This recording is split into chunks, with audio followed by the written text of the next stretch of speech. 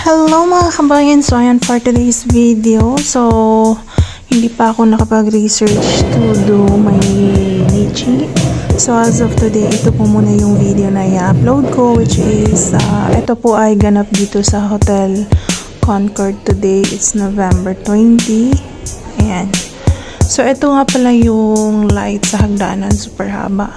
So ito siya. So pababa na ako niyan, kaso nga lang hindi ko na ituloy yung video kasi nahihiya ako, madami kasing tao. So ito naman si Sabrine at Tanura. So ito yung mga ganap for today. So ito naman yung view pagaling sa room ko.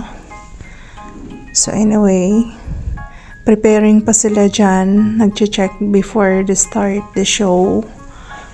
So wala pang tao makikita sa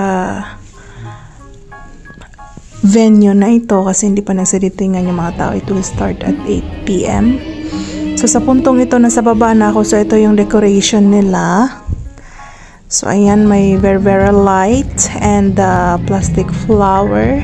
Ayan. So ayan yung venue sa ginanap nilang event for today. So I'm not sure kung sino yung nag-decorate nito. For sure si Madam Miranda na naman yung tawag dito. So ito sila, itong girl at boy na to, sila yung daily singer sa start yung event.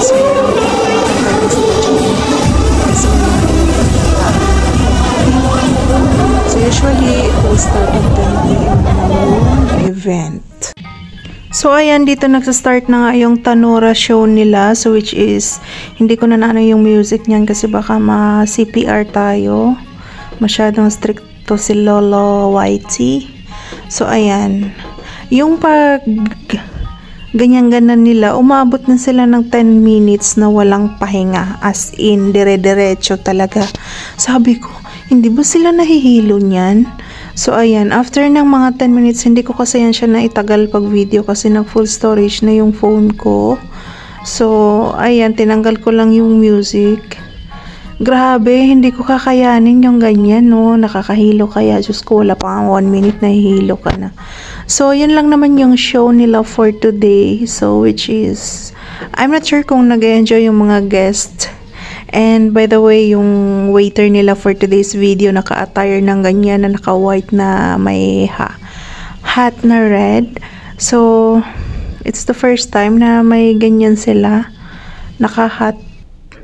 Para alam mo yung suot nila ng waiter na yung mga Muslim sa Saudi Arabia or yung mga sinaunang mga ano. Basta yun.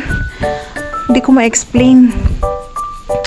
Usually kasi, ito namang mga lalaki dyan na mga naka-black suit, sila yung mga, kumbaga, manager ng baga sa kusina. Tapos yung iba naman is yung nag-a-assist sa mga bisita.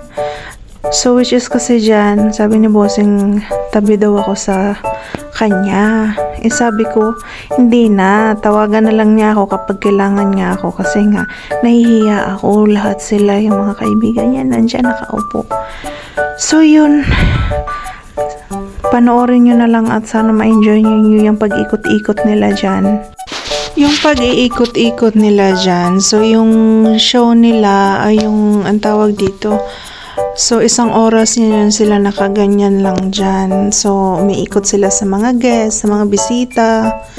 Ayan. So, ano yan sila eh. So, 3 yan sila sa harap yan sila ng stage.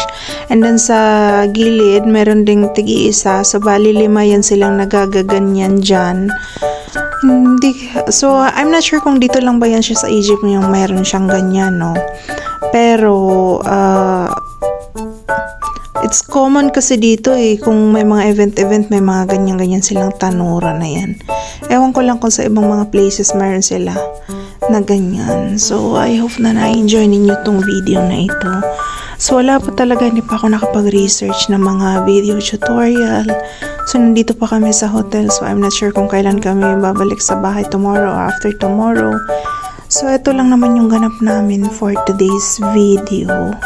Ayan, so alam mo kasi parang ang boring lang kasi ng ang show nila for today. So meron kasi yung time dito na pag Ramadan ang ganda ng show or hindi ka naboboring o baga parang nasanay lang siguro ako sa comedy show.